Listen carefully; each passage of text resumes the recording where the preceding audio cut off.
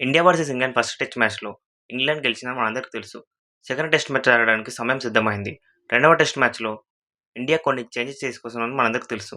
దాంట్లో బుమ్రా అండ్ నితీష్ కుమార్ రెడ్డి ఆడతారని తెలుసుకుందాం. మొదట్లో అందరం బుమ్రా ఉండడని అనుకున్నాం.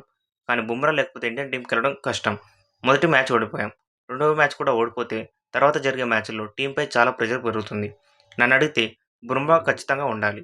లేకపోతే మ్యాచ్ గెలవడానికి కష్టంగా మారుతుంది. ఒకవేళ బుమ్రా లేకపోతే బుమ్రా స్థానంలో హర్షదీప్‌ని ఆడిస్తారని తెలుస్తుంది. అలాగే బ్యాటింగ్ ఆర్డర్ విషయానికొస్తే కరుణ్ నాయర్ మంచి ఆటగాడు.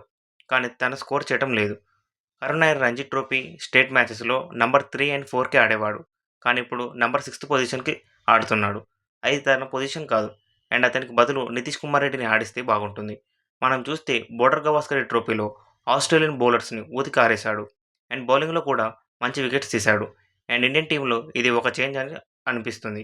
And Shardul Thakur first test మ్యాచ్‌లో అంతగా పెర్ఫార్మన్స్ ఇవ్వలేదు.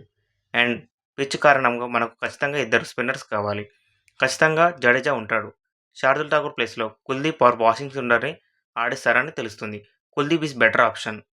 తనకు పిచ్ సపోర్ట్ ఇస్తే బాల్‌ని బొంగరం తిప్పినట్టు తిప్పుతాడు. అలాగే వికెట్స్ కూడా తీసుకుంటాడు. అండ్ సిరాజ్, ప్రసిద్ధ్ కృష్ణ ఖచ్చితంగా ఉంటారని తెలుస్తుంది. వీళ్ళిద్దరూ ఫస్ట్ మ్యాచ్‌లో డీసెంట్‌గా పెర్ఫార్మన్స్ చేశారు. సో, ఇవి చేంజెస్ చేస్తే బాగుంటుందని అనుకుందాం. కానీ ఇదే బ్యాటింగ్ ఆర్డర్, బౌలింగ్ ఆర్డర్ ఉంటుందని మనం చెప్పలేం. గౌతమ్ గంభీర్ కోచ్‌గా వచ్చాక మనం టీమ్‌ని గెస్ చేయలేకపోతున్నాం. ఎనీవే సెకండ్ టెస్ట్ మ్యాచ్‌కి బుమ్రా అండ్ నితీష్ కుమార్ రెడ్డి ఆడాలని కోరుకుందాం. అండ్ రెండవ టెస్ట్ మ్యాచ్‌లో ఖచ్చితంగా గెలవాలి. లేకపోతే వచ్చే 3 మ్యాచెస్‌లో ప్రెషర్ పెరుగుతుంది.